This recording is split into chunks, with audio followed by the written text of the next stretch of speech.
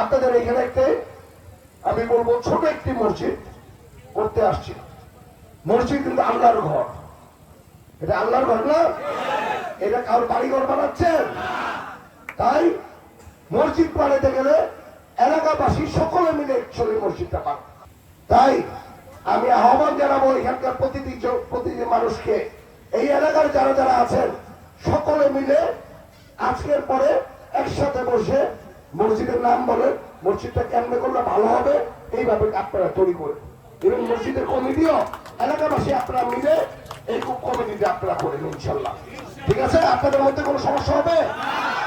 আমি আশা করি যে এরকম কোনো কাজ করবেন না যেটাতে এলাকার মানুষ ছোট হবে, যেটাতে আল্লাহর কাছে গিয়ে আপনারা ছোট হয়ে থাকবেন। যে মসজিদের জন্য আপনারা কোথাও কোনো তর্ক বিতর্ক করেছেন, এরকম কোনো কাজ ইনশাল্লাহ আপনারা করবেন না।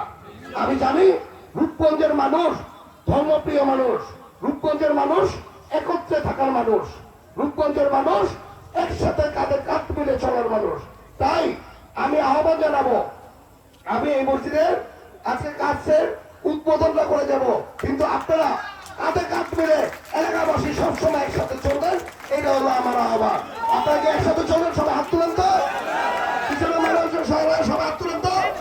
ইনশাল্লাহ এই মসজিদ নিয়ে কোনো ভেদাভেদ হবে না, কারণ আমরা সকলে মুসলমান, আমরা সকলে আল্লাহকে ভয় পাই, আমরা সকলে নবীজির যেভাবে করে চলিয়ে আমাদের দেখিয়ে গেছে, আমরা এইভাবে করে ইনশাল্লাহ চলবো।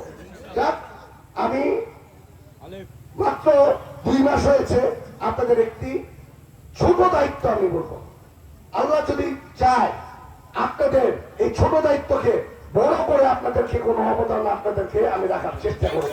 সকলে ভালো থাকবেন, সুস্থ থাকবেন। আমাদের দেশ নেত্রী বেগম খালেদা জিয়া মারা গেছেন, আল্লাহ যেন ওনাকে ব্যস্ত নসিব করে, ওনার সুযোগ্য সন্তান আজকে যেভাবে করে দেশকে সামনের দিকে আগায় নিচ্ছে, ইনশাল্লাহ এই দেশ প্রতিটি মানুষ বুক ফুলিয়ে চলবে, বুক গর্বের সাথে থাকবে, এই আশা ব্যক্ত রেখে আমার বক্তব্য শেষ করছি। খোদা হাফেজ। বাংলাদেশ জিন্দাবাদ।